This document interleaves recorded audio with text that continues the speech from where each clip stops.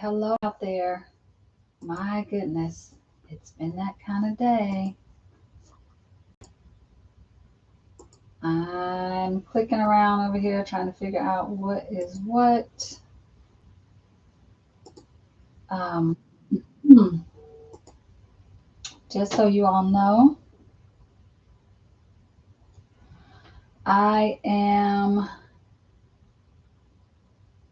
not sure if anybody is even going to find me over here now. I had to switch it out, and I'm not going to spend a lot of time doing a whole bunch of re-introing and all of that. Instead, I'm just going to say we were on for probably a whole almost an hour. And then it froze, and I don't, because I'm so, okay, there you are. Hi, Christina. Lost you, but now I got you back. Okay. Listen, y'all, I'm going to go ahead and just tell you. Those of you watching this on the replay, we just spent a whole hour talking, and I have zero idea what happened.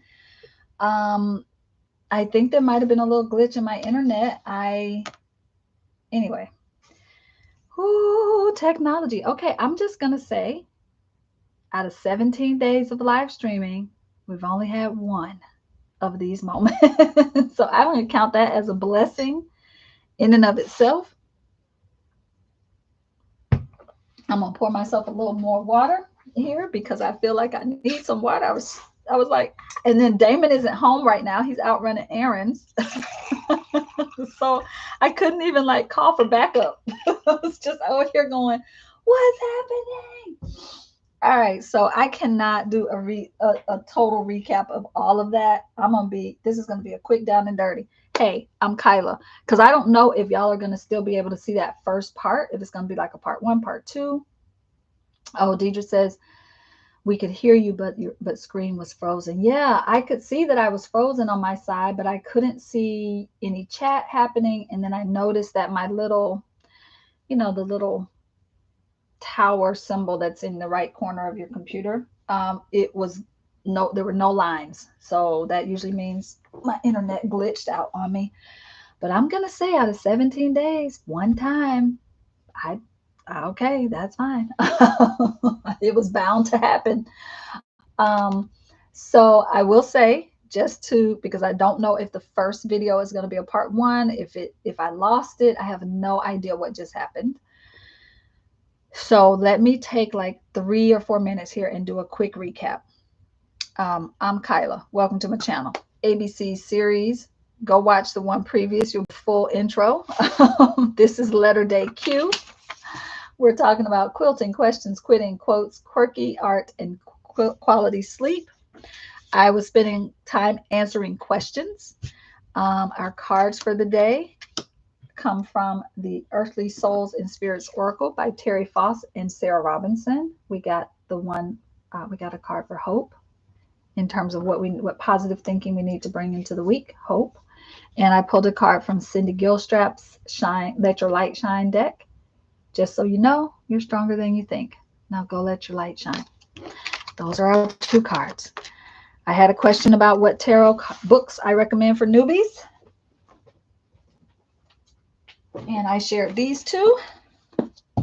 Tarot for Yourself by Mary Kay Greer. It's my absolute favorite. It's a staple. It's a textbook in my classes. I also recommended 78 Degrees of Wisdom by Rachel Pollack. Also really good, a little more on the academic side, but I think still very accessible for a beginner. It walks through every one of the 78 cards in tarot and gives you lots of beautiful researched information, stories about it, about each card, all sorts of good, yummy stuff to help you really start to make sense of the cards in the system. I had a question about the Creative Grimoire. And there was a Creative Grimoire. I said, oh, I don't know where the other one is. This is that other one. Not really a lot to show in this, other than it was a leather-bound journal.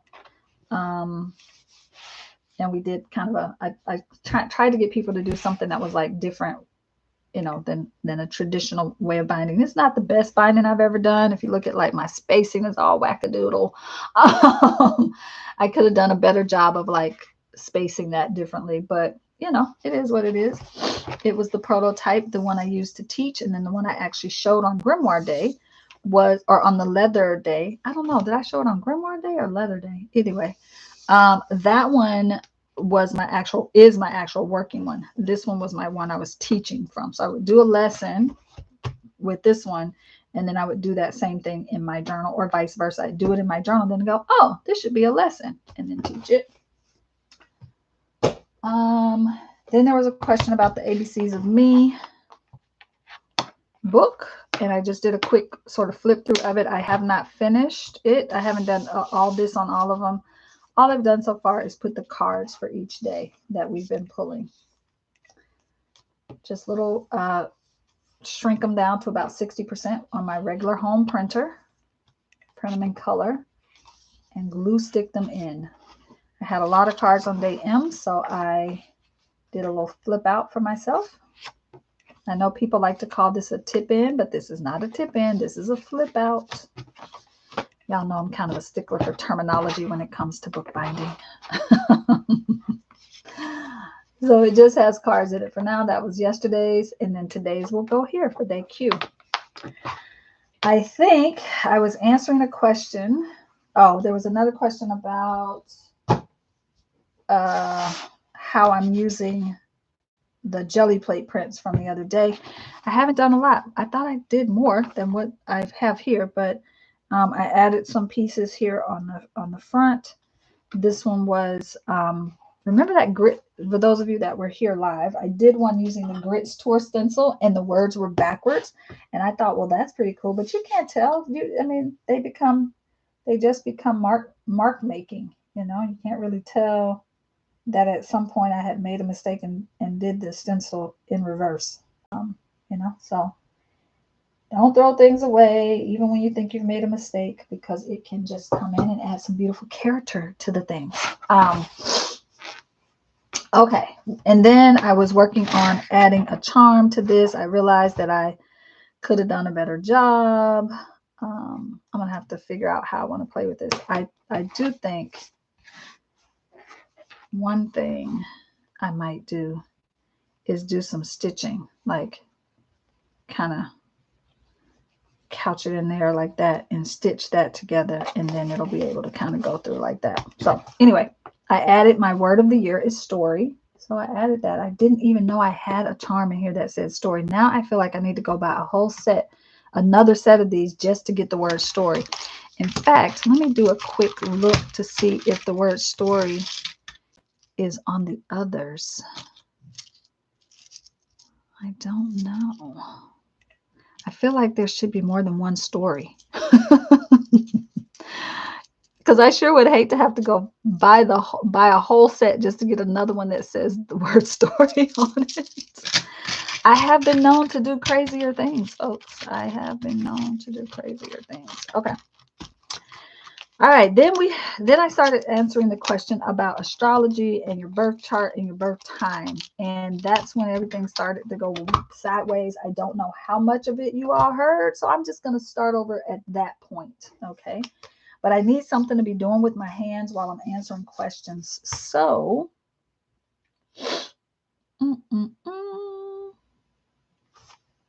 why don't I work on...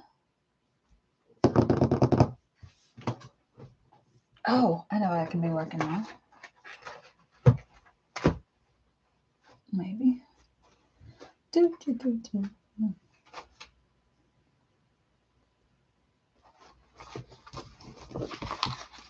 All right. I still haven't decided what I want to do with this little needle book, but I have this piece of cork here. So I'm just gonna play with this. I'll tell y'all what I'm doing as I think about it here, but I want to talk and try to answer this question. Okay, so I was answering the question about your birth time. So there was someone who sent me several questions about astrology. The first one was, what if you don't have your birth time? And I think she was saying, should I pull it for, I know I was born in the morning. Should I pull it for every hour? So my suggestion when you don't have your birth time is that you use what is called vital statistics. So let me back up and say, yes, absolutely 1000%. You could do that. Pull it for every hour of the day. See where the changes are. I mean, I personally, I think if you're a beginner, and this person did not tell me if they were a beginner or not, but if you are a beginner with astrology, I would tell you, oh, I like this size a lot. I would tell you that if you don't know what you're looking at, then it may or may not make sense. So there are several things. If you're more familiar with astrology, then yes, pull it for multiple times. And I don't know that you necessarily have to pull it for every hour, but you could pull it for midnight, 12 noon, and maybe 11 p.m. Like, right, you could pull it for those moments. So like 12:01 in the morning, 12 noon, and then 11:50 at night, and see if you see differences, what the differences are. So that's one thing that you could do. I like that a lot as a possible needle book. I know I said I was going to use this, but let's see what we get. Oh, that's not going to be. Let's cut that down just a little bit to match the size of this. So I don't know that you didn't necessarily need to pull every single hour,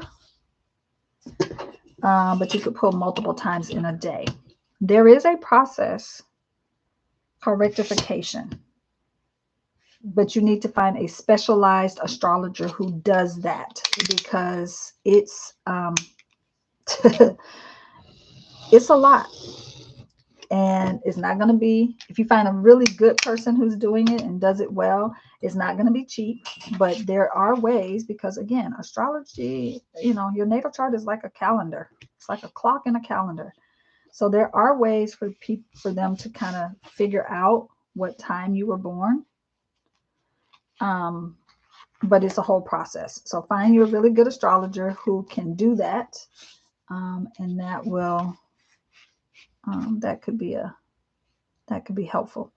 You also, the best way though, I think, to start with is if you don't have people that you can ask, like mother, father, aunties, grandma, midwife, doula, people who are there, doctors, if you can't find it, because there was a time in the US when they did actually put the birth time on the birth certificates.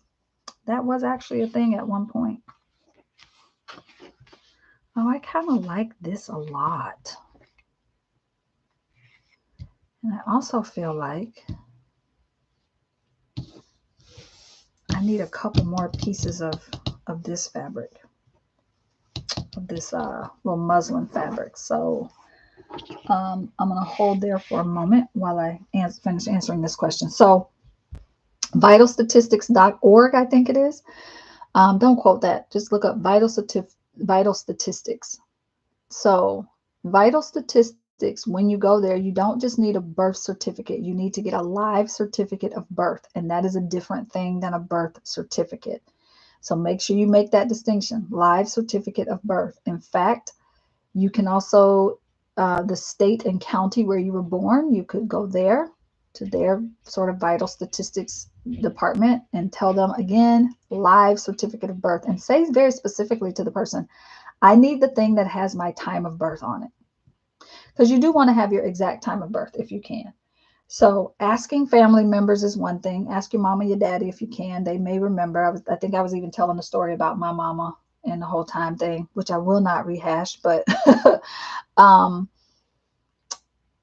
than to say, memory is not always the best thing to go on.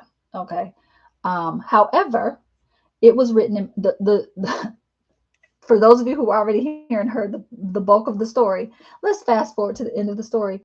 I did get my vital statistics that showed me my time of birth, and also my baby book that my mother, like months after I asked her, like maybe a year later, she sent me my baby book. And it had all kind of beautiful, wonderful little things. It was like a little box with my baby book, my baby blanket, and a bunch of other little trinkets and things. I opened up the baby book, and there's my time of birth. And I was like, it's been there all along. I'm like, you couldn't just have gone to my baby book and looked in there. And it was exactly what it said on the vital statistics. So I was like, she had it. She just didn't remember the correct one because she has multiple children. So she got it mixed up. But it just, I'm saying, I was sharing the whole story to say sometimes families document these things, right? So it may have been documented somewhere. And mine just happened to be in a baby book that I'm going to tell you I have looked at 1,001 times in my lifetime. Never realized my time of birth was in it. But then my mother sends it to me like maybe, I'm going to say 10 to 15 months after I asked her about my time of birth. And there it is, like on the second page when you flip it open. It's right there. Along with who was present at my birth. My great grandma was there. So anyway, I'm saying all of that to say, don't necessarily rely on the memory of people. You can ask them, and that will maybe help you. Oh yeah, I remember it was in the morning, or it was in the evening. Oh yep, it was right around such and such time because we were coming from a party. Like they will have little stories that will help you narrow it in some maybe. But I would say relying on the memory of people, especially if, I think I was like, I don't even remember how old I was, but I was definitely older than 25. Okay. When I was having this conversation with my mother. So 25 years of having to remember that, like, yeah, maybe not. So you can ask people. That's one way. You can go to your county where you were born, records and vital statistics. You can online order it through vital statistics of the city, of the county you were born in. You could hire you could pull your chart in multiple times. If you know your date, you could pull it in multiple times and see what you get. And then the fifth way would be to hire an astrologer who specializes in rectifications. Okay. That's important. All right. Whew, I feel like I answered that 3 times. All right, let's talk about some of these cute things that are on here while let me get another piece of fabric. I want to cut a few more pieces, and I'll do that while I talk about some quilting, quotes, quirky art, and quality sleep.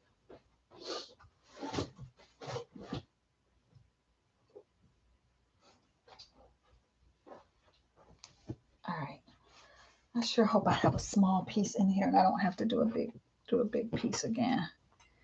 You know how you cut pieces and you're like, oh yeah, I have lots of small pieces, but then you can never find the small pieces?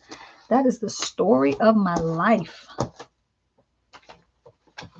It is also a testament to the fact that this studio is a hot mess 99.8% of the time. Okay, let's just cut a new piece. All right, so let's talk about, I'll come back. There are a couple more questions, but I'm going to do a little talking about our Q stuff so that we can get some of the Q conversation happening here. That would be nice. I'm going to grab one of these as my template. Let's grab the bigger one.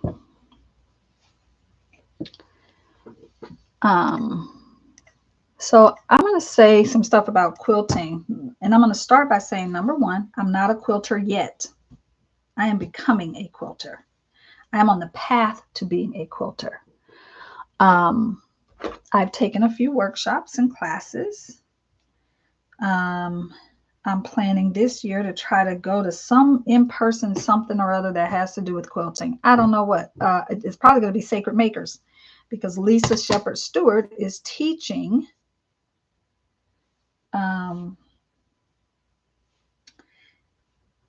day one. She's teaching what she calls freestyle quilting 101.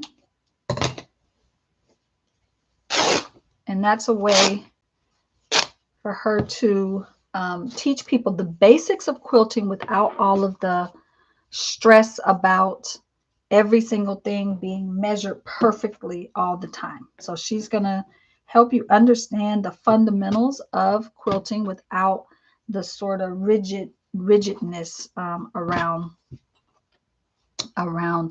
quilting. And then on day 2, she's going to be teaching this is not the fabric one, but I'm going to break my rule and use the fabric one. I mean, use the paper rotary cutter. On day 2, she's teaching quilted landscapes. And she's going to be teaching people how to take inspiration from the nature around them there at the lake. And, oh, come on, for goodness sakes. Good thing I don't care about things being perfect.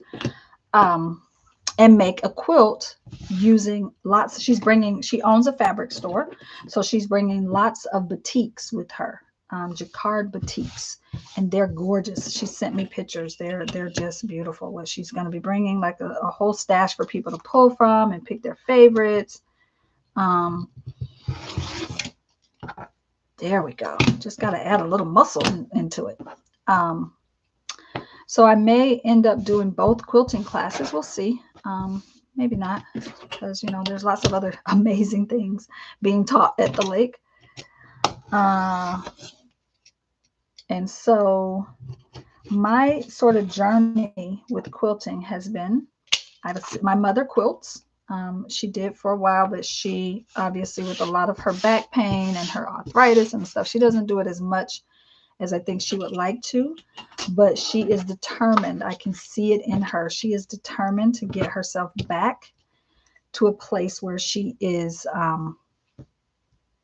able to quilt without a lot of help. Right now she can do things, but she does often require me or my husband to be there to help lift things, move things, that kind of thing. And I think she really wants to be, she likes to, my mother's very independent. She likes to be very sufficient.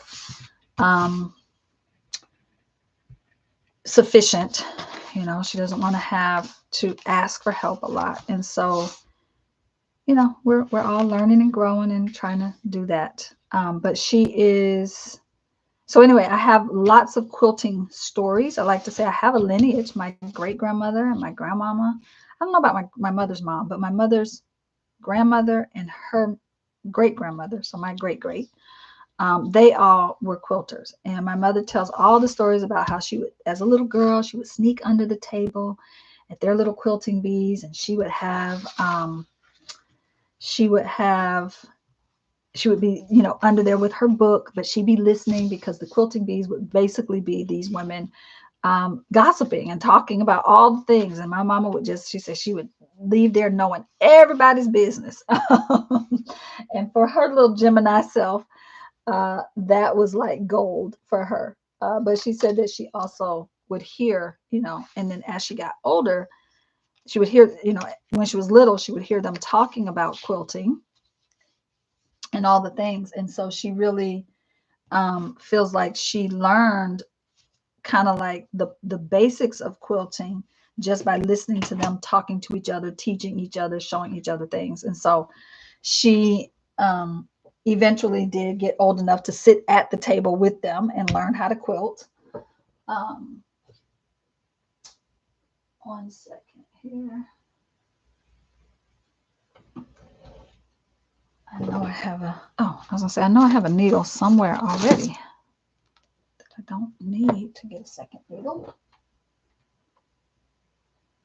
And so she learned how to quilt. Eventually they did invite her to the big kids table, and she learned how to quilt. But then, life happened. She became an adult. She started having babies, got a job, got married, had babies, got a job, the whole thing. And she just really didn't, get back to it. However, fast forward, I'm going to do a hodgepodge situation here. I'm not poking holes. Okay, Kyla, poke holes. I'm going to poke holes, but I don't know that it's going to matter with this particular. I don't know that it doesn't seem to always matter very much that I pre-poke my holes when it comes to fabrics, but let's just see if it makes, ooh, that went through like butter. Let's see if it makes a difference. I'm just going to do a basic 3-hole pamphlet, but I doubt that it's going to make a difference because it's fabric. And sometimes, ooh, I just stuck myself. Okay, so fast forward, she came to visit me and my husband when we lived in Oakland. Let me put my glasses on, y'all. And while she was there, I had all these t-shirts. And I was like, Ma, you think we could make a t-shirt quilt? And she was like, yeah, that'll give me something to do while I'm here. And so we did. She did. And I was like her sous chef, but for quilting. But every day. And it was really beautiful to watch. It really did give her something to do because my mom came there. She was not in a very good health situation when she came. And those of you that are in PPP, you've heard me tell the full story about it. I won't share it here because she gave me permission to share it in PPP, but this is not PPP. This is a live stream. So, but the part that I can share is that she came to Oakland to live with us, to visit us. And it was supposed to be for like a month, maybe. And she ended up staying for 10 months. And while she was there, when she got there, she wasn't in the best of health. She was way worse than I knew about. And so we just spent time getting her back healthy. We did so many beautiful things, most of which was just changing how she eats. We added lots of, so we did a lot to help her get herself back into a healthy state. And one of those things that we did, a lot of the stuff that I've shared with you all here about me and my personal health journey and my, the sort of way that I live now, you know, the way that I keep myself healthy is the stuff that we did with her. It wasn't anything like special, fancy, or new. It was pretty much the same stuff that I did and do for myself today. It all involved eating, essential oils, supplements, learning to listen to the body, having mindfulness and meditation around things. And so her quilting became her meditation. It became the thing that allowed her to kind of get out of her head about everything that was like wrong with her body. All right, this needs some kind of closure, don't you think? And so I wonder if I could do a wrap with this, if I would like that. I don't know what kind of closure I would like with this, so I'm going to hold on that. But I am going to put some needles on it because it's a needle book, y'all. So while she was there, she also lost like 55 pounds. And she came there pretty much in a wheelchair, being wheeled out of the airport in a wheelchair. And she left there 10 months later, forgetting her cane. She would forget. She had a cane. She would forget it. I'd be like, Ma. She's like, oh, I don't know where my cane is. I'm like, Ma, how do you not have your cane? She's like, oh, I guess I don't need it. Like it just became, it was like that sort of subtle shifting. And one day we would walk out to get in the car, and we'd get in the car and we'd be driving off. And she would go, did you get my cane? Do you have my cane? And I would say, no.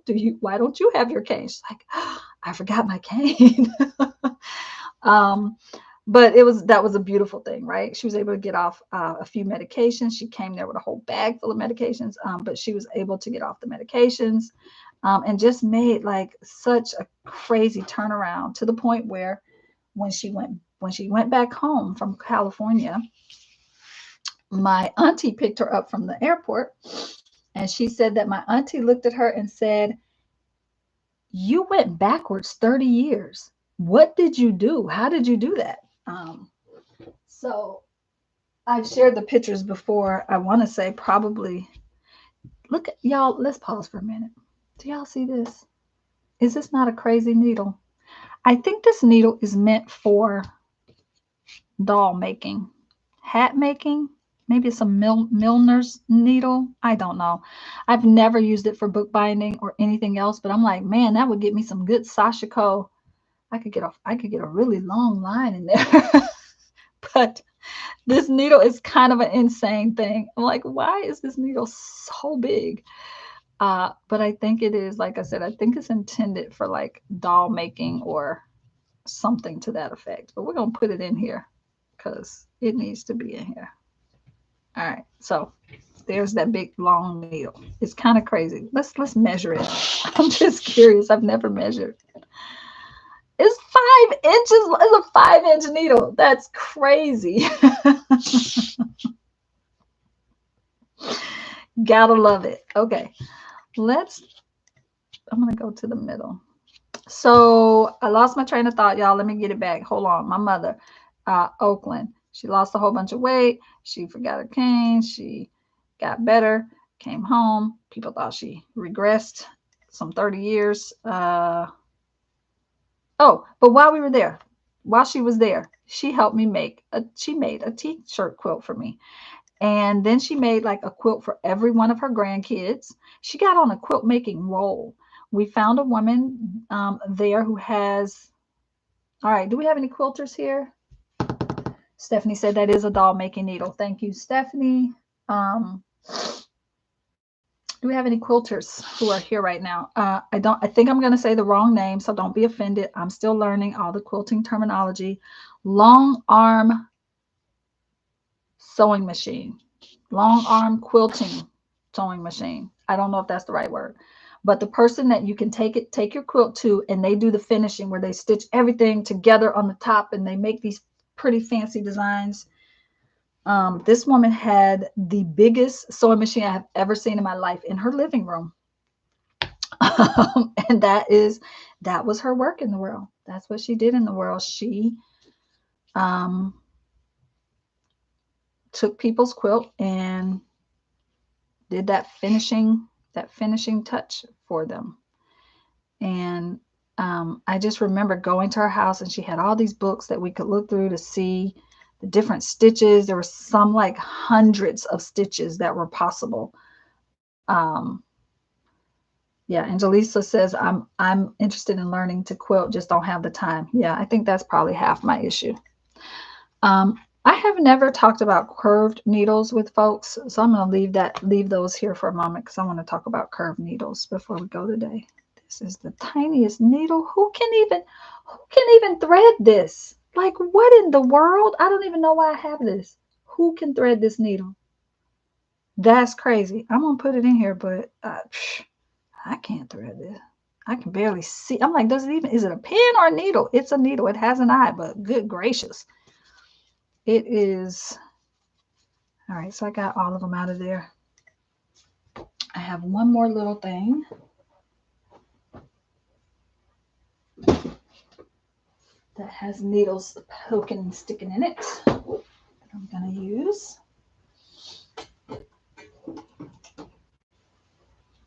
Transfer. Oh, this one is. So she made the t-shirt quilt, and she did that one first. And then after, she was like, every quilt after this, that was her first time making a t-shirt quilt. Can somebody tell me why I have these tiny little needles? This feels ridiculous to me. Like, what are these tiny little needles for? I can't even see how to thread them. So we made these quilts. I keep saying I was just a helper. But she made this beautiful quilt with all these t-shirts that I was no longer wearing. And I cherish that thing. I can't even tell y'all. It is like one of my most prized possessions. If my house was on fire, I'm running to grab that and my fountain pens. So yeah, it's that for me. So all of that to say, we did that together when she was in Oakland. it was fun. The parts that I got to help with were really fun. There was lots of measuring because my mama is a bit of a perfectionist. I love her, but that lady's kind of a perfectionist. And I don't know where she got that from, and I don't know how she gave it to me. She didn't give it to me in the world of quilting things, but I do have some perfectionistic tendencies. You know, I think I'll leave these in here and just keep a few in here. Because I'm already feeling like this isn't really the best thing. It's kind of thin.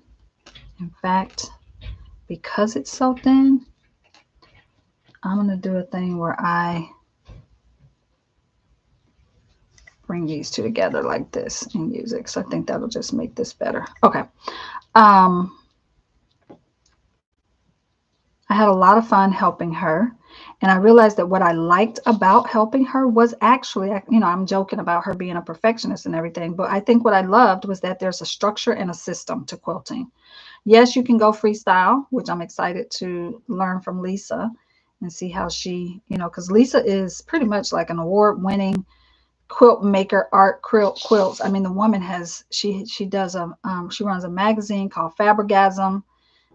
She owns a fabric store where she teaches. I mean, she's been to all sorts of trips to all sorts of countries in Africa, collecting fabric and making all sorts of connections with people who make and sell fabric, African fabrics, batiks, all sorts of things. So she is, and she's not new. She's not a new kid on the block. You know, she's been doing this for some time. She is a powerhouse in the quilting industry. And so I feel really honored to have her at Sacred Makers, coming to teach us and bring from her stash of fabrics and things. Like, it just feels really, really special to have that. And so where was I? So I am interested in learning, you know, the whole freestyle quilting, kind of free up some of that. But even when I look at her freestyle quilts, I can see the rhythm in it. I can see the rhyme and the reason and the rhythm in them. And so what I really enjoyed with my mom, that we did together, was the, like, playing. It was almost like puzzle pieces, like we were putting a puzzle together. And I really, really enjoyed that part of it. I found that part very, like, exhilarating. And then of course, just seeing the final product was pretty amazing. Stephanie says, long arm, very expensive machines, 20K plus. Yeah, that's why you go to somebody else and let them do it for you. Good gracious. That is exactly why you go to someone else and let them do it for you. Apparently. So, yeah, so fast forward a little bit, quilting. Mama made all the quilts. She made one for all her GGs, her grands, and at the time she had 2 GGs.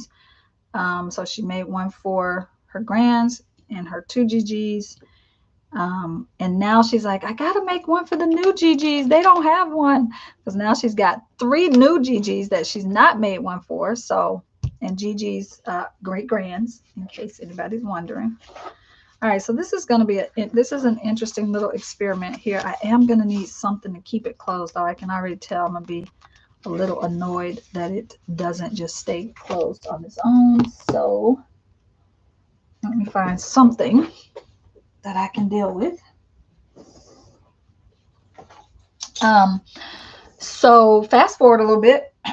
She made the t-shirt quilt for me. She made a bunch of quilts for the GGs, just small, basic sort of quilts for them, and using fat quarters. So pretty simple, pretty basic, but it was fun to do.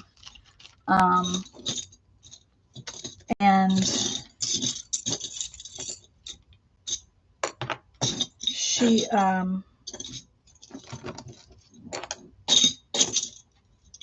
so she got back home. She went home. Time went by, blah, blah, blah.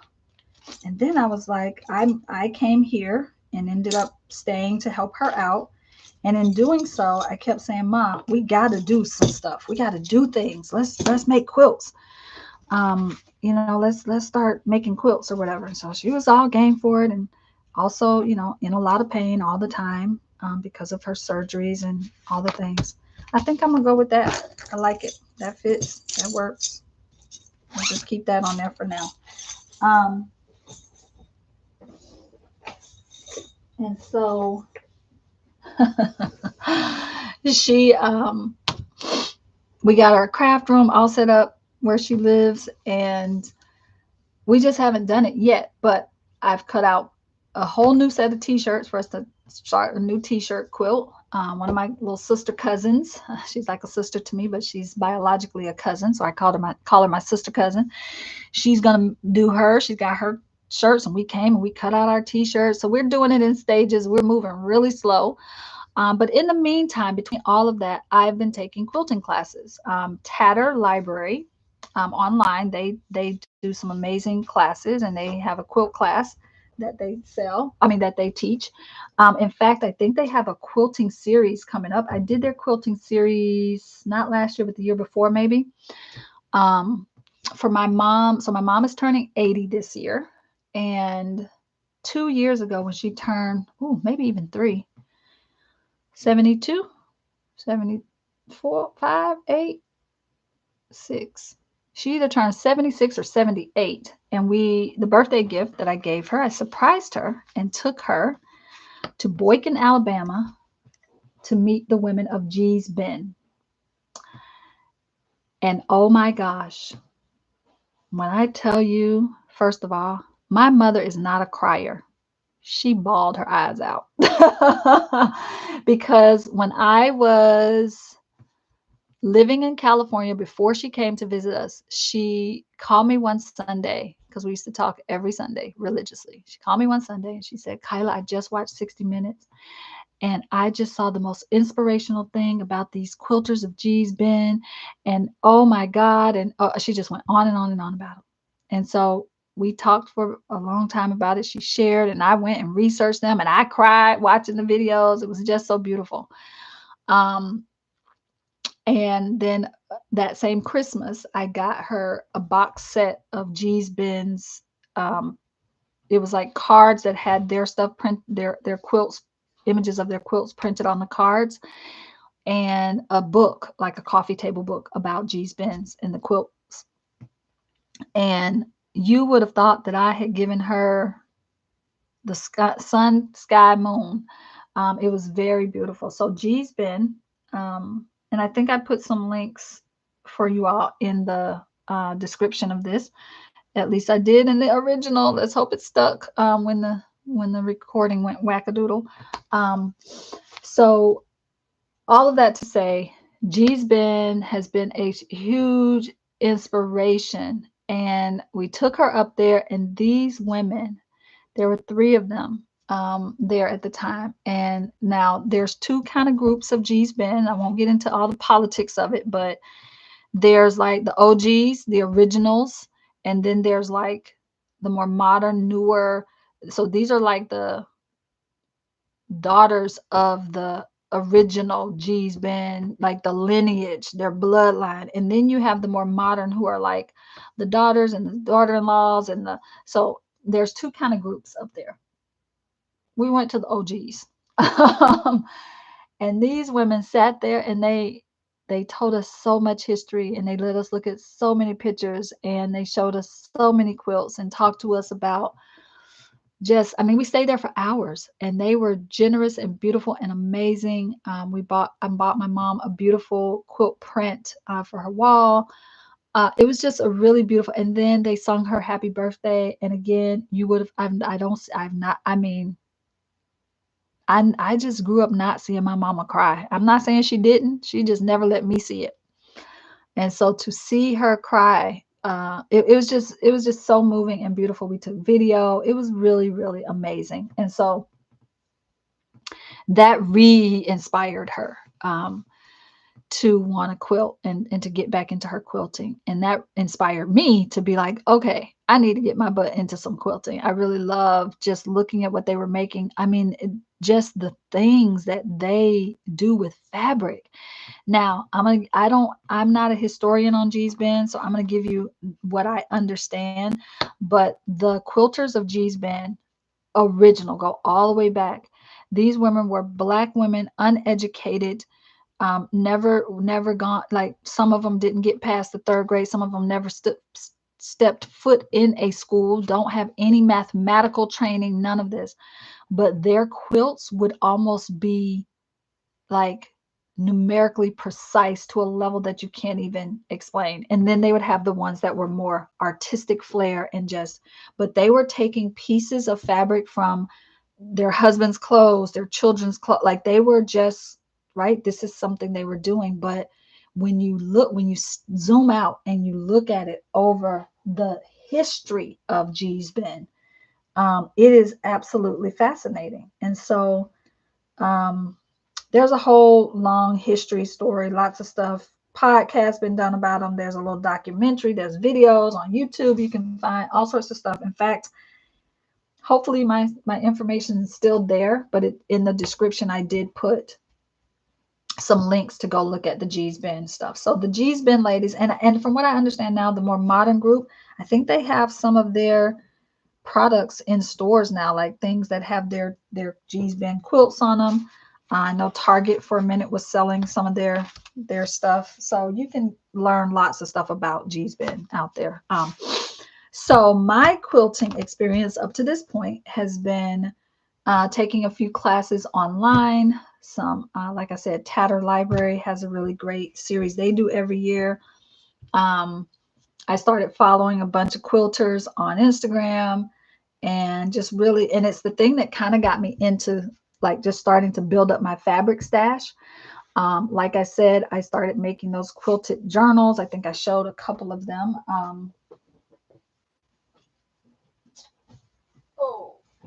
I'll show them again really quickly. One of them, so I I call myself making a quilted journal. I asked my mama and I was like, can I do this? And so I call myself trying to, make a little quilted journal. This is the very first one I ever did. I didn't know what I was doing, people. I had no idea. Look at this. It's short. It's not, I was just piecing stuff together. This is the worst fabric you could ever use because this is like some upholstery. Anyway, I just started throwing stuff together. My mama's neighbor, I didn't even have a sewing machine when I did this. My mama's neighbor had a sewing machine and I just went and I was like, I want to do something decorative. She was like, okay, flip this switch and do this thing. She was helping me and she was like, Kyla, I don't know what you're making, but are you sure this is are you sure this is what you want to do? I was like, I'm just playing. I don't know what I really want to do. And when I said I want to stitch this on, and she was like, I said, don't worry about it. I'm gonna just stitch it with a needle and thread. And when she saw this, she was like, are you sure that this? Now, mind you, this woman, my mother's neighbor, she is a seamstress. Like she sews, like, so she's very like, she was like, I don't know about this. Are you sure you mean it to go that, like, because things are wonky and nothing's straight. And I was like, it's fine. It'll be fine. And the whole time she was shaking her head like, I don't know what is happening, but I'm going to let you use my sewing machine. Then I did actually, then I took a class with Wendy from Willa Wanders, and I learned a little bit more about how to do some things a little bit better. But because I'm already a bookbinder, it's not like I needed to go learn it for bookbinding. I just needed to learn I just wanted to see how she was doing it. So I did take that class from Wendy, and that kind of gave me some additional ideas and inspiration for how I could take what was already kind of like, what I knew from my mom and from quilting. And I still, things still are wonky and kind of weird, but I just figure it out as I go. And I'm happy with every single one of them that I make. I call these my heirloom journals.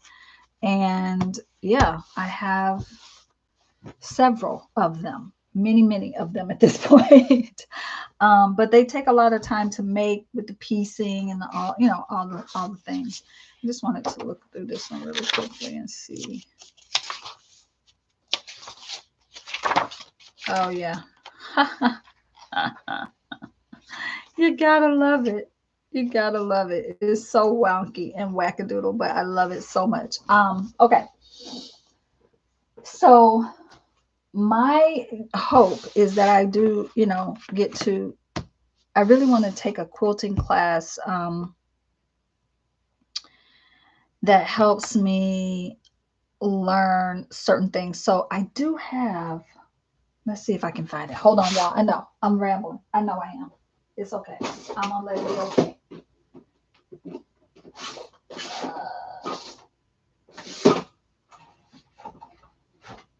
Nope, I don't know where it is actually. Let's see.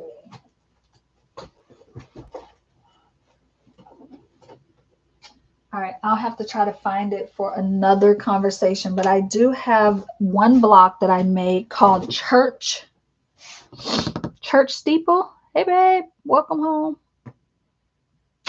Angelisa says you're being too hard on yourself. The colors are nice, and I think you did a great job. Great for first try. Yeah. Thank you, Angelisa. Thank you for reminding me to celebrate that. Yes, I feel like I did a great job not really having any sort of, prototype or anything to build on. But, everything's a first try. So I did take a class. I don't remember the woman's name right now, but I did take a class, a quilting class. So babe, just to catch you up, I'm talking about quilting. I'll have to tell you later about the whole ridiculousness of the internet going out on me, but that does not want to be in there. So let me try to bring myself back, y'all. Hold on. Let me drink some water. Quilting. So my goal is to actually make quilts. And I've been thinking a lot about it. I think that I do want to make like maybe some art quilts, but I also want to learn how to do proper quilting. And I want to learn how to do sort of freestyle quilting as well, because I think there's beauty in both. I've seen so many lovely and amazing things.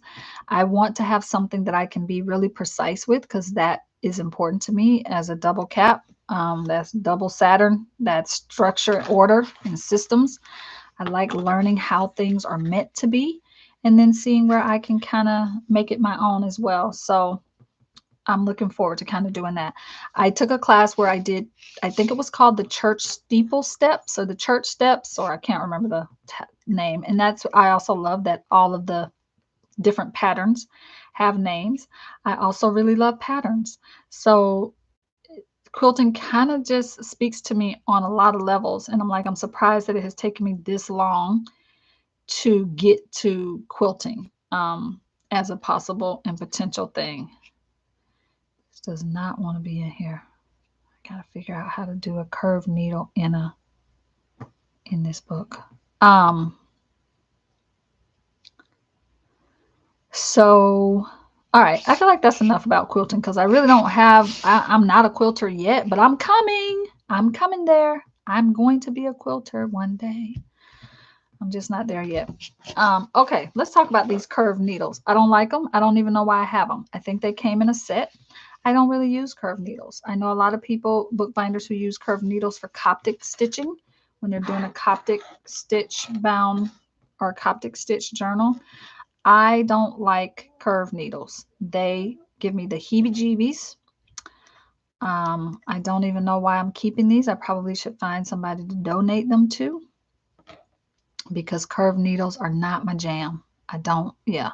So I know that people like to use them because they let you kind of, do a scooping thing. But I don't even know, they don't work in my hands.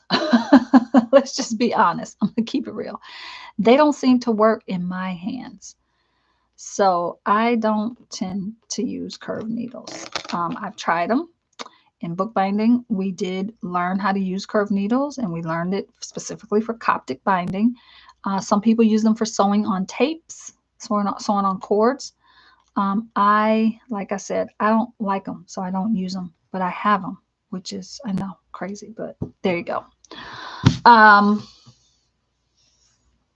Let's talk really quick about quotes. I'll say this about quotes.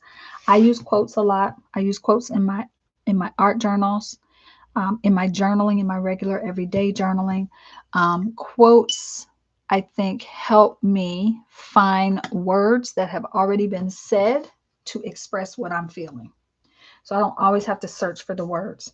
The other thing that I think quotes do is they give me a way to kind of wrangle in all the thoughts and ideas and things, and they kind of help me make a point. Some of my favorite, I'll just tell you I'll just give you one. One of my favorite quotes: how do I know what I think before I see what I write? How do I know what I think before I see what I write? That's Flannery O'Connor. And that is one I quote all the time because I love that quote. It speaks to the connection between journaling, writing, and thinking, and how we can get clear on our thoughts, clear on what we think about a thing. It's almost, for me, it's like saying, before you decide what you really truly think about something, write about it. Sit down and write about it. Let your thoughts come out and flow so you can really truly see what it is you think about a thing. I was thinking about this fabric, y'all. I'm gonna have to look it up because I really want to know how people use this fabric. It's that waxy, it's kind of waxy on one side, shiny, it's got a coating on it. I feel like this would be really good, and I put the name Veritable Angel Wax is this one. And I feel like it would be good patchworked, collage maybe. But I don't know what else. Yeah, I'm gonna have to look. And again, this came from Lisa Shepherd Stewart in her shop. So I'm gonna have to play around and see exactly what do people use this for? Do y'all, if any of you out there know, please enlighten me. So quotes, using quotes in your work, I highly recommend that. Quirky art. I don't have a lot to say about it other than to say, I don't know that anybody has ever considered me quirky art. I'm quirky, but I don't know that people would call me like a quirky artist. I'm going to bring this over here and maybe just stitch a little bit while I talk. I have to have my hands doing something, y'all. Just keep it real.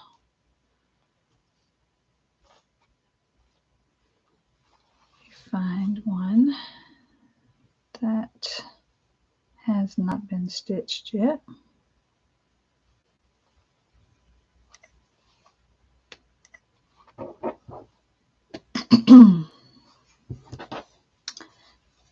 Do a little stitching. Do a little stitching. And now I have a little book with some needles. Some really tiny needles too, by the way. Let's try one of these little tiny needles. This one already has thread in it, so I don't have to try to figure out how to how to thread it. I don't know that anyone would call me a quirky artist, but I'm definitely a quirky human. I definitely have some quirkiness about me. I think I'm going to stitch this just right along here. So I'm gonna do a little glue to base that down instead of doing a basting stitch.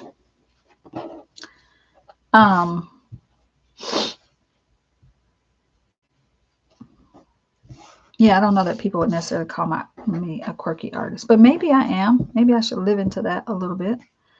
But I think there's something really interesting about allowing yourself to do something like quirky art.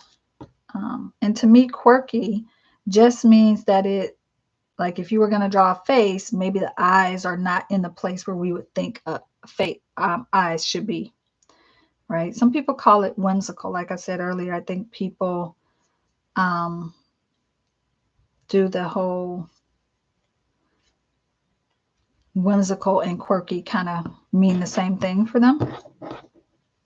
I don't know. That's just my thought. I think I'm just going to do a stitch right down the middle of this. All right, I'm going to end by talking about quality sleep, and then I'll answer the last two questions that were on the in the email to me. So I think I mentioned before on M Day, I talked about Dr. Mindy Pels and her work with women who are going through menopause. And what I'll say is in the back of that menopause reset book, she talks about quality sleep and the importance of quality sleep for women. I mean, for humans in general, but definitely for women who are going through menopause, right? There is this the quality sleep is important. And I'm going to tell y'all that's the one part I suck at, because it will be 11 o'clock at night and I will have a surge of ideas and thoughts, and I will come in here, and then before I know it, it's 4 o'clock in the morning.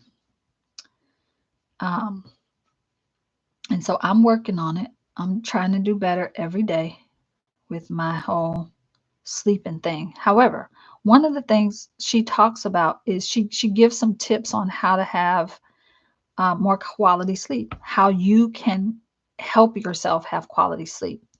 So obviously, y'all know, as we sit here online together right now, all of you know that the light coming off of our devices and off of our computers is not the best light for us in terms of health, wholeness, and healing.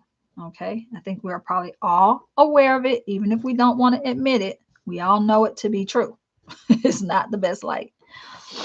And so she talks a lot about making sure that you shut down the computer about 30 minutes before you want to go to bed. An hour is better.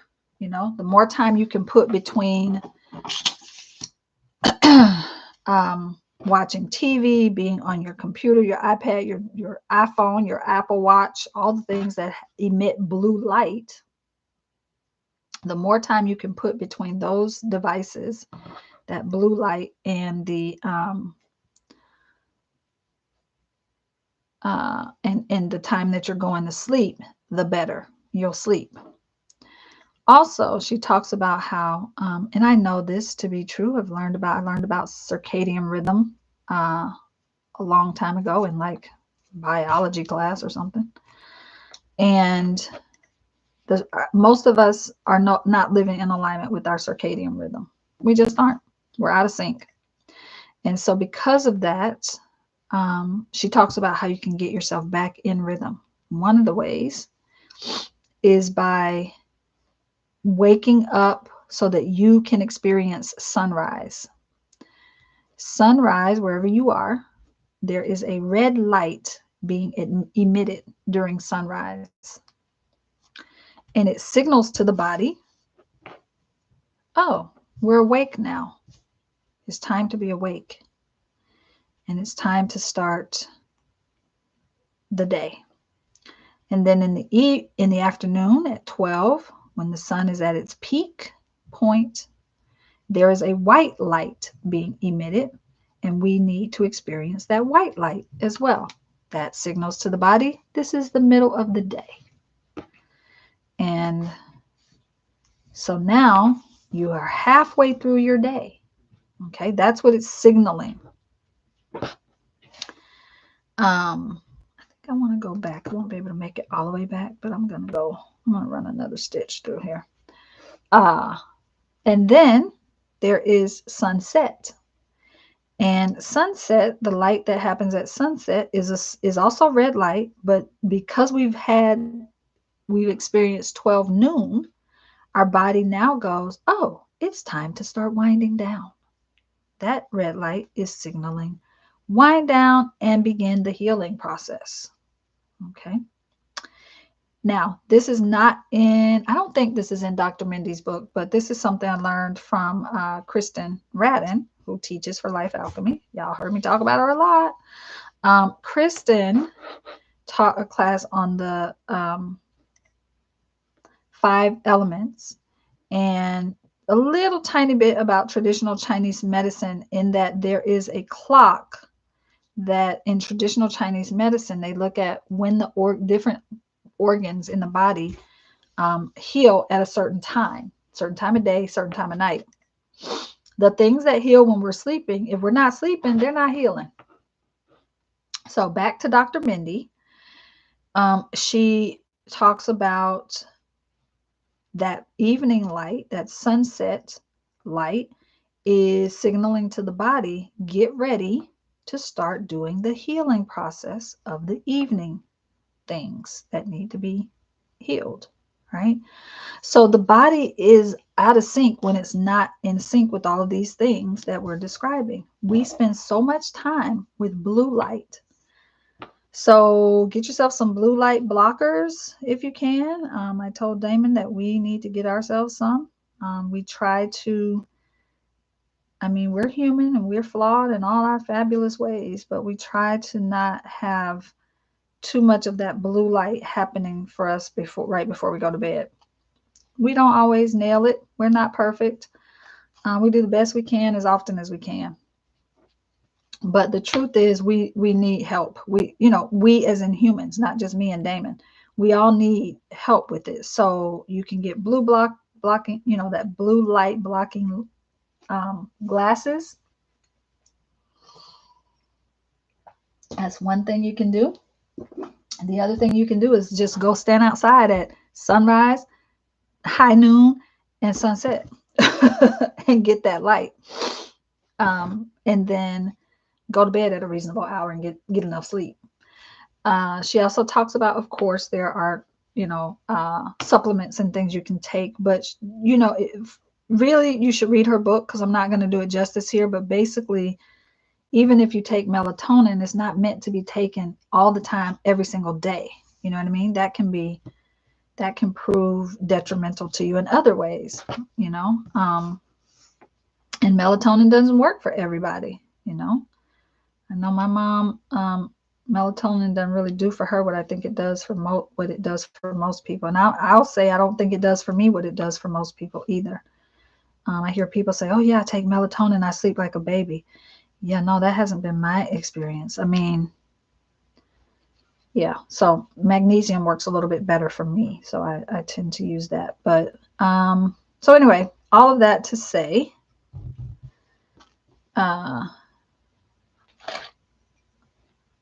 that there are things we can do. She also talks about, Dr. Mindy talks about infrared saunas because they help do for the body what, some cellular level healing. And I don't know what I want to do with that, but I think I'm going to bring this back over and play with this. So there's there are other things she talks about, being able to do to help with quality sleep. Another thing she talks about that I found really interesting is she really goes back to like cave times, like what she thinks cave women were doing. And it made so much sense to me when she talked about it.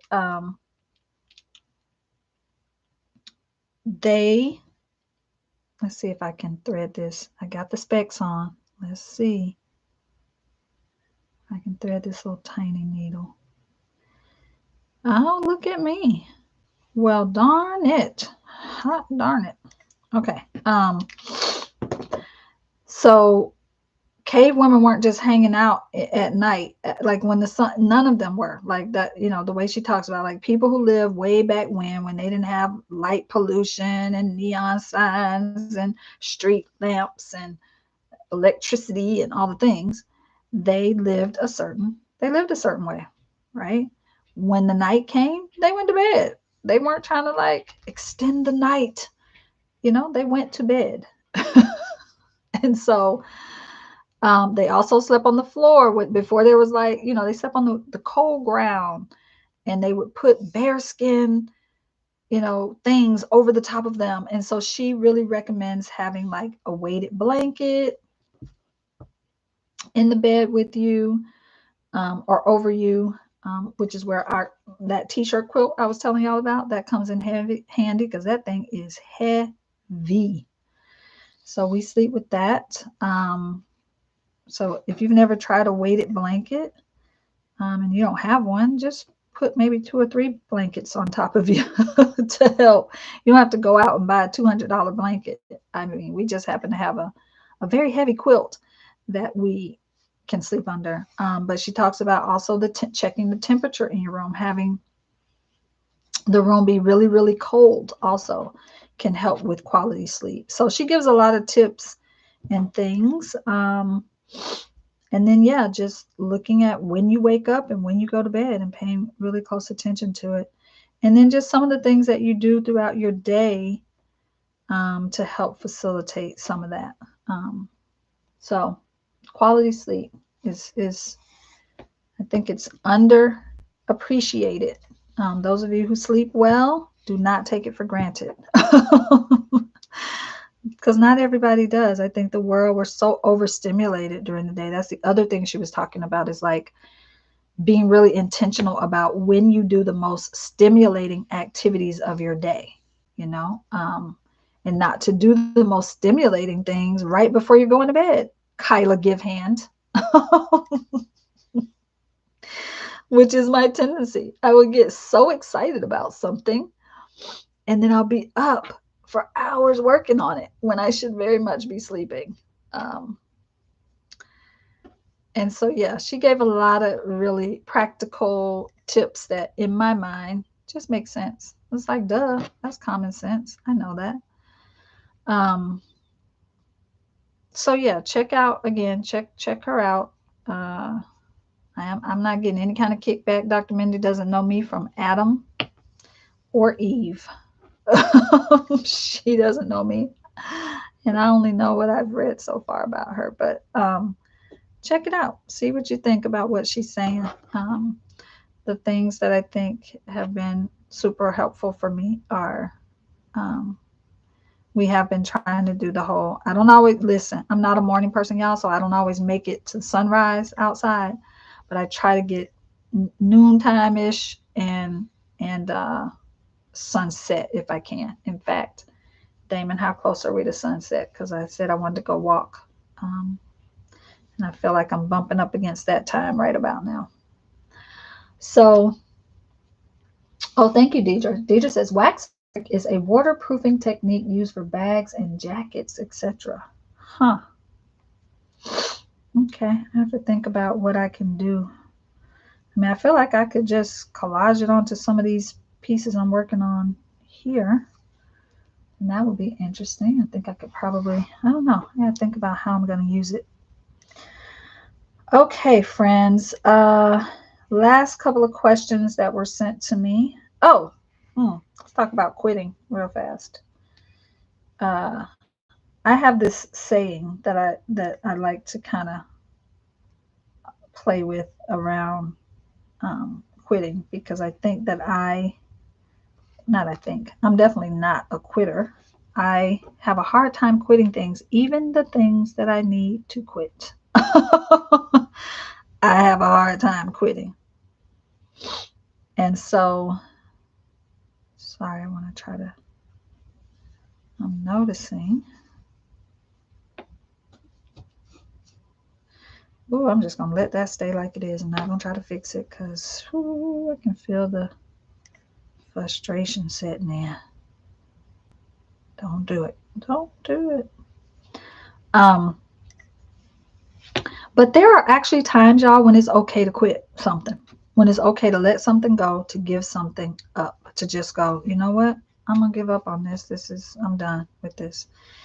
And there's a fine line between quitting and abandoning a thing because it just no longer has the juice for you. It's no longer, you're just not digging it anymore. It's no longer something that you really want to give your time and energy to.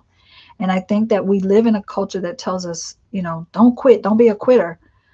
But I think there's actually value in knowing, and I think it comes with age and maturity, knowing when something is no longer serving you and when it's time to let it go. And for me, it's all about the energy, right? It's the energy of the thing, or the person for that matter, or the place. If you're like, I cannot live here anymore. I can't work here anymore. I can't live here anymore. I can't come here to get my nails done anymore. Like whatever it might be. But giving yourself permission to quit something, I think shows a ton of maturity if it's being done with mindfulness and presence and honesty with yourself. Not that you got to justify it with anybody else. It's about being honest with yourself. Um, and so I'm talking about quitting because I also think I know who I am in the world and how I move through the world. And quitting is it has such a negative connotation for me. Like I hear the word and I can't help but think of anything but negative things, you know? It feels like giving up. And that has its own energy wrapped around it, you know, the idea of giving up. Um, but I think sometimes you just have to know, and again, maturity, lived experience, lifelong learning. All of these things, I think, help you know when to let something go, when to just quit, when to go, you know what? I've given this all I can give. And whether that's a person, again, person, place, a thing, a project, a creative project. And that's been a lot of my work this 100 days for my 100-day project, is just looking at what are the things that I need to give myself permission to abandon, to just let it go, to quit. And that is a hard pill to swallow, because we have a lot of rhetoric around quitting in our society, you know. And I think that we consider ourselves failures if we quit something. But I think we can reframe that personally. I'm reframing it for myself. I'm not going to tell you what to do, but I'm reframing the idea of quitting. Um, you know, I have this conversation with my mom a lot where something will feel really hard for her in her physical therapy. And I'll say, Mom, whatever you do, don't give up. Don't give up. Right? Like tell them that it's painful for you so they can give you some modifications, but don't stop going. This is for your benefit. This is helping you. Look at how far you've come. And I think that's a part of it. You have to assess, you have to be discerning, you have to ask yourself, is this thing I'm doing helping me in some way? Because y'all, who's the person that's credited with starting the whole we can do hard things? Who's credited with that? I don't know. I don't watch the news. I just hear these things in conversation. So I don't know who the person is that's credited with that phrase, we can do hard things. But yeah, we can do hard things, y'all. And in doing hard things, sometimes that means quitting, giving up, letting that thing go. But I hope that it's always in service of something else that's going to help us and benefit us more. That's my hope for all of us.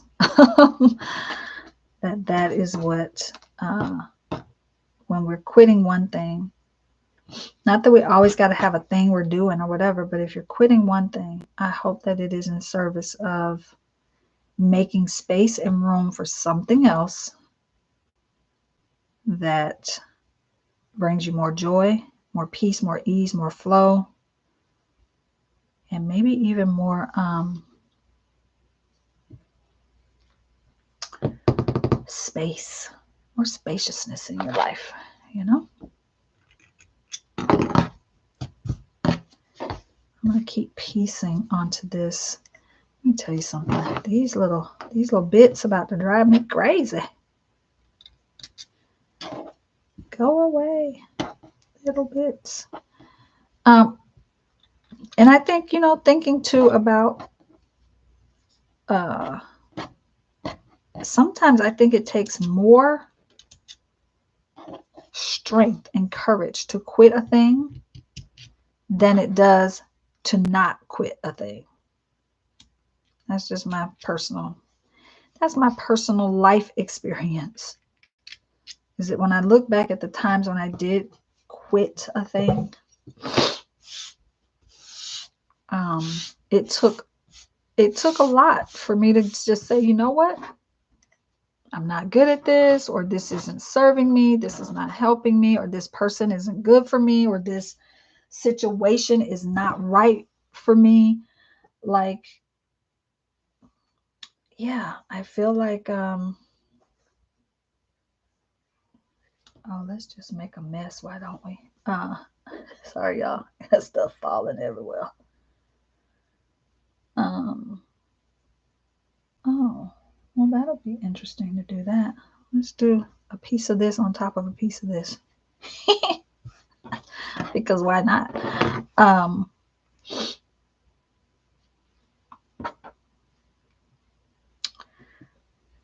Sorry, y'all, lost my train of thought there. Let me look in the chat. Oh, Glennon Doyle. Thank you, Damon. Sunsets at 7:18. Oh, yeah, we're going to be way over for then. I'm about to wrap it up here. Damon says, all about quitting what threatens our quintessence. Ooh, I love that. Yeah, so I was just saying the courage that it takes to quit something is oftentimes more than the strength it requires to stay. So yeah, I just want to say staying does not necessarily show your strength. Not necessarily. Y'all, I don't know where I'm going with this. I'm just looking at piecing pieces together here and seeing what I get.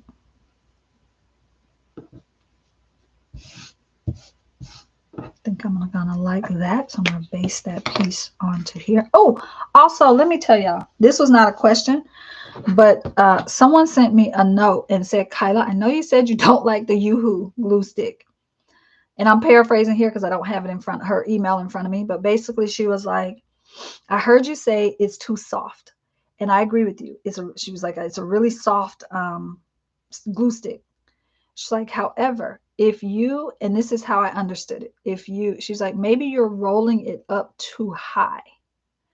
She was like, that glue needs to be rolled right at the same level as the top portion of the glue stick. She was like, if you roll it higher than that, it smushes more. Roll it. She was like, try rolling it right to the edge. Even if you think you're not going to get anything and you're going to be scraping plastic, just try it. And let me tell y'all something. She's right. I've been doing that lately with this glue stick where I just keep it right at the edge. And holy smokes, it doesn't do all that oozing and smooshing out that I can't stand. So thank you. I don't even remember. I don't have her email in front of me. I don't remember her name. It wasn't somebody who's been on a lot of our lives. In fact, I think she even said in the email that she doesn't live in the U.S. and her time zone is like 4 a.m. when I'm doing my afternoon lives, and so she doesn't make it. She's like, but I really want you to like that Yoo-hoo glue stick. They're so great. I was like, I get that. That's how I feel about fountain pens. I'm like, no, let me tell you what you're doing wrong. I really want you to like it. Don't give up on the fountain pens. So anyway, all that to say, I've been using the glue stick, using her suggestion, and oddly enough, it actually works. It's like somebody showed me how to actually use it right or something. I don't know. So now I can't say I hate it as much as I was hating it before she told me that. So I'm not above changing my mind, y'all. I was ready to quit and give up on you. I'm being funny since we're talking about quitting. Okay, last but not least, let me answer these last two questions that I have here. So the person who asked about the timing on your birthday, on your natal chart, also asked a question. Hold, please.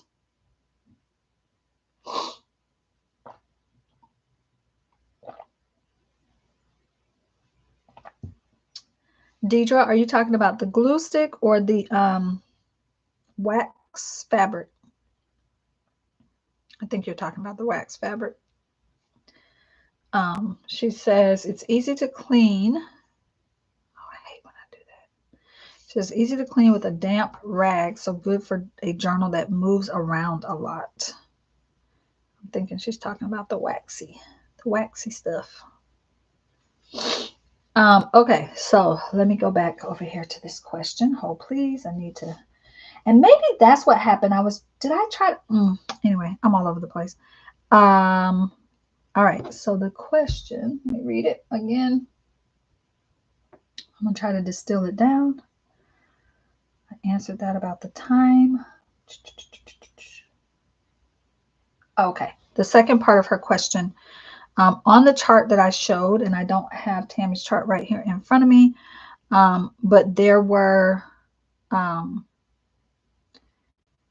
a section at the bottom of the legend on the left-hand side that has, so the legend on the left-hand side has like sun, moon, Mercury, Venus, like it has a legend going down the left there. At the very bottom of that, you will see AC, then you'll see the number 2, 3, 4, like you'll see some numbers and things down there. And she was asking what that corresponds to. That corresponds to the houses. And so remember I said the houses are the numbers on the innermost circle of the natal chart. And so that is just, again, remember I said the legend is showing you the exact same information that you're seeing in your will. It's just giving you the information in a different format. Okay. So it's the same information. It's not that you're seeing anything new there. You're just seeing it written in a different way. All right, friends. Last question that was there. Let me use my mouse to move my thing and scroll it.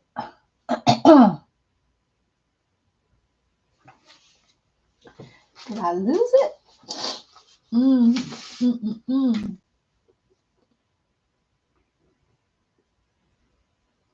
Where's the last question? Oh, I skipped around. That's why. Okay, so I'm going to go back to the other question.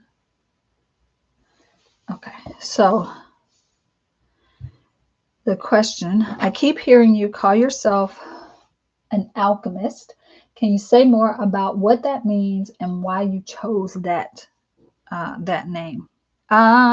Yes, I feel like I did, y'all, on day A, but I'm gonna go ahead and do it again here just in case, because I haven't gone back and watched my videos. Ooh, do I want to do that? So I've called myself a lot of things: coach, mentor, life coach, consultant, teacher, guide. I mean, I've gone through the list of things, y'all, when trying to just figure out how I want to present to the world the work that I do in the world. And in writing my sort of mission statement over and over again over the years, I always say, there's a phrase that I always use, or some version of it that I always use, where I basically say, I help women bring all the parts of themselves together to create a life they love.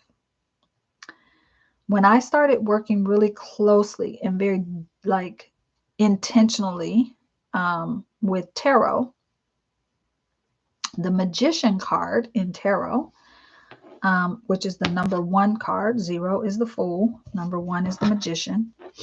That card is often referred to as the alchemy card, the card of alchemy, because the magician, if you look at the Rider-Waite-Smith version of the card, the magician has a pentacle, a sword, a wand, and a cup, all on the table, all elements. His one hand is pointing up, towards the heavens, and one is pointing down towards the earth. As above, so below. And so I'm like, a lot of what I do is that it's helping women notice how their connection to the divine, as above, is a reflection of their current reality. So below, as above, so below. And the work that I do is helping women connect more deeply to the divine so that the life they live here on this earthly plane can reflect what it is that they say they really want, and also while also reflecting their relationship with the divine. Last but not least, if you look at what alchemy is, sorry, and a part of her question I did not put in is she was wondering if I call myself that because of the book, The Alchemist. So I have read The Alchemist way long time ago, but I have read that book. And no, that is not. The book was not one of the reasons. However, when I started really, again, studying tarot and really like going down the tarot rabbit hole, not just about the cards, but about the people who are credited with the Rider-Waite-Smith, okay, tarot deck. I learned a lot about the Golden Dawn and a lot of these sort of occult things that they were studying, and the word alchemy would come up a lot. And so alchemy is the way it was described back then, it was all about them trying to turn things into gold, trying to make things out of nothing, right? And it was all about transformation, but it was often misunderstood to think that they were just trying to make gold, like a solid block of gold. I personally, in all of my reading, research, study, and the way I have synthesized it and understand it, is they were trying to, again, not like the Midas touch, create gold, but go within, right? Like how to elevate themselves to the point of being like having a golden life, living a gold in that way. So all of that, I was like, this is what I try to do. I try to help women take what might seem like a whole lot of lumps of coal in your life, all the ups and downs, all the ins and outs, all the traumas, all the frustrations, all the rejections, all the stuff that we could consider lumps of coal in our lives, and bringing all the tools, our fire, our air, our earth, and our water that we have at our disposal within us, right? Because fire represents our creative energy and our creative spark. Air represents our mental and mindset. Cups represents the heart, our capacity for compassion. And pentacles, earth, represent our physical bodies, the material plane, our connection to the natural world. How do we bring all of those things? We have it all at our disposal. We have every tool that we need. How do we bring that all together and turn these little lumps of coal that we've gotten over our lives, that we've gathered up? How do we take that and make magic from it? How do we turn it into gold? And so that was like, that's what I do. I help people. I empower folks to live a life that they love, to build and create a life they love, to have no regrets, and to do that by tapping into their own inner wisdom, inner power, and every single tool they have at their disposal. I'm an alchemist. Fast forward, I was using the term alchemist for a couple of years, and I came across human design. And in human design, I am a pure generator, a 6-2 pure generator to be more specific. And a pure generator in quantum human design is called an alchemist. And that felt like confirmation for me. So then I started thinking about not just an alchemist for anything, but I'm an alchemist for your life. So therein comes the Life Alchemist. And from there, Life Alchemy Academy was born. And that's the trajectory of that. That's how it all went down. That's how that name became the name that I choose to use. And so, yes, it involves coaching. It involves astrological readings. It involves tarot readings. It involves teaching and helping people find their path, their purpose, their passion. All of that is the work I do in the world. Also, I think I would venture to say it's the work my husband does in the world too. Just from a different, we do it differently. We have different skill sets and tools that we use. But I think we both are trying to help people realize their full potential, realize what they already come to the table with is valuable. And yeah, just helping people live into their full, authentic, powerful versions, sovereign versions of themselves. All right, Ms. Deidre's got me some more information about this wax fabric. So, I pulled the 3 of Wands before work this morning and have been contemplating this sign all day. I'm at a place at work where I need to decide to have the courage to move on. Thanks. Yeah. And I don't know, Deidre, what your like what if you need to be moving on to something else or not. I don't know if that's a part of your journey, but I would also say this is where I really lean into astrology, right? Like there are some signs, like the fixed signs. If you have a fixed sign in the career in the 10th house, it may be that you just need to know, because fixed signs need to know that if they change something, if they do something different, if they leave something, quit something, end something, that there's a reason that they're doing that, and there's something on the other side of that, and so it may just, depending on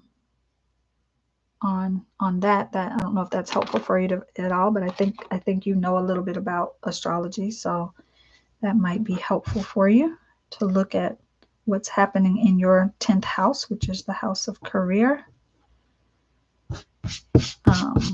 That might be helpful to look there and see what it says. All right, friends, I feel like that's plenty for today. We went way longer than I thought because of the whole glitch with the technology. Thank you for hanging in there with me with all my rambling and trying to figure it out and find my way. I am going to end this live stream, and with fingers and toes crossed, I'm going to hope that that other one is somewhere hanging out in the ether, magically meshing with this one. I don't know. We'll find out. I will be back tomorrow. I don't know if I don't think I did I'm just going to move my keyboard and stuff around so I can see my calendar. I don't think I already did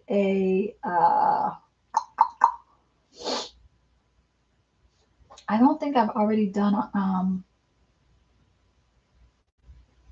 scheduled one, like where I put it into YouTube, but let me just see what I have on my calendar. What did I do? Because I try to put them in my calendar at least so I can see what I'm doing. So tomorrow morning, kind of early. I don't know who put this on my schedule. 10 a.m. Central. Tomorrow we will be doing letter R tomorrow at 10 a.m. Central. And I'm going to be short. It's going to be 1 hour tomorrow. Watch what I say. Because I'm going live with Cindy at 12 Central. So I've got to have a little bit of space in there. So tomorrow at 10 a.m., maybe we'll go about an hour. The things I know for sure I'm going to talk about, I'm going to talk about retreats, because Sacred Makers. I'll talk about retreats. I'll talk about, oh, I want to talk about raw meals. I'll probably talk a little bit about rising signs. And maybe I'll slip in some conversation around resilience, relationships, and resourcefulness. We'll see if I have time for all that. But definitely retreats. And I think what I'll also do is I might finish up this little piece here or work on some other lingering project. Maybe what I'll do is I will work on my ABCs of Me journal. I don't know what I did with it here. Oh, there it is. Work on some of the pages in this so I can get that thing moving and going. So Damon's laughing at me. He put 1 hour and then the smiling laughing emoji. 1 hour tomorrow. Let's do it, y'all. We can do it. I can do it. It can be done. 1 hour for the letter R tomorrow. Thank you all for being here. Thank you for indulging me in all of my stories and my sharing. And yeah, just thank you so much. I appreciate every single one of you. Even if you're watching on the replay, I appreciate you as well. Thank you, thank you, thank you. Love y'all. Have a beautiful rest of your Wednesday. I'm going out to catch some red light from the sunset later. See you. Bye, y'all.